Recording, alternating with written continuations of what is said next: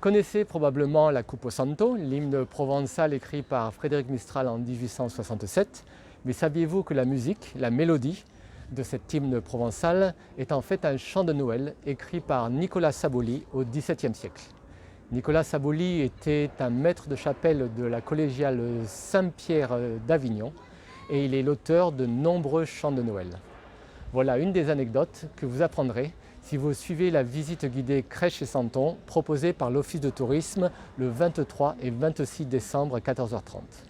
Bonjour, je suis Philippe Bonfiglio, je suis chargé de promotion à Avignon Tourisme et aujourd'hui je vais vous parler des traditions de Noël. C'est parti! Les traditions de Noël provençales sont nombreuses et bien vivantes. Vous les connaissez toutes, vous avez les 13 desserts, vous avez la crèche, le cacio-fiao, vous avez également la table calendale ou les pastorales, mais connaissez-vous leur origine? Savez-vous par exemple que c'est Saint François d'Assise en 1223 qui a représenté pour la première fois une scène de la Nativité avec des personnages bien vivants dans un décor naturel. Cette représentation a eu lieu à Greccio, en Italie, dans le Latrium, et c'est de Greccio que proviendrait le mot crèche.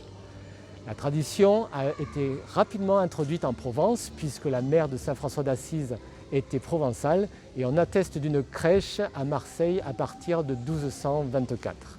À Avignon, il faudra attendre un peu plus longtemps et 1326 pour que nous ayons notre propre crèche. C'est la Révolution française, en fermant les églises et en interdisant la messe de minuit et le culte, qui a incité les Provençaux à créer leur propre petit santoun à base de carton, de cire ou de mie de pain chauffée et sculptée.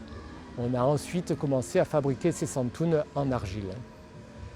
Cette tradition est donc bien vivante et maintenant ancrée dans l'usage familial, elle est indispensable à un Noël réussi. Bien sûr, la crèche la plus grande à Avignon est la crèche proposée par la ville qui se trouve dans l'église des Célestins. Elle est composée de 200 santons et elle a été créée par le jeune santonnier Romain Rodriguez de Coms, à partir de sa collection et de ses propres créations. Vous y trouverez tous les santons nécessaires à une vraie crèche provençale. D'abord les métiers d'antan, comme la fielarelle, la fileuse, ou la banastière, la vendeuse de paniers, la moulaire, le rémouleur ou le boularier, le porteur d'eau. Mais vous trouverez également bien sûr le ravi, le symbole du dénuement et de l'innocence, qui est le seul à pouvoir arriver les mains vides avec pour seule présent sa candeur, ou Grasset et Grassette, qui sont mariés depuis 60 ans. Inséparables, ils ont pris un peu de poids avec l'âge. Vous trouverez l'homme à la lanterne, Roustide de son prénom. Assez âgé et un peu sourd, il a entendu trop tard l'appel de l'ange Bouffarou et s'est retrouvé tout seul en pleine nuit, muni d'une lanterne. Vous verrez également les arlésiennes, le symbole de l'élégance provençale et bien d'autres encore. Le nougat blanc, le nougat noir, mais aussi bien sûr la pompe à huile, les mendiants, les oranges, le melon et au gré des envies, les calissons, les gâteaux aux pignons ou les navettes. L'important, c'est qu'il y en ait 13, puisque bien sûr, les 13 desserts, c'est la grande tradition provençale. Pourquoi 13? Parce qu'il y aura 13 convives lors de la scène, le dernier repas du Christ avec les 12 apôtres.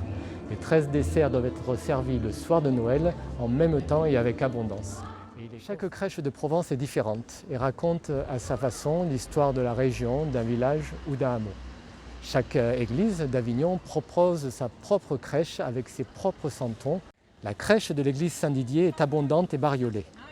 Beaucoup de santons portent fièrement le costume aux motifs provençaux et c'est un plaisir de la parcourir pour y découvrir tous les petits détails pittoresques qui font son charme. Surtout, ne manquez pas de trouver les joueurs de cartes, le contadin en train de moudre son café, le bourgmestre, le couteau à la ceinture, toujours prêt à manigancer quelques mauvais coups, ou le boulanger épuisé qui s'est endormi dans son pétrin.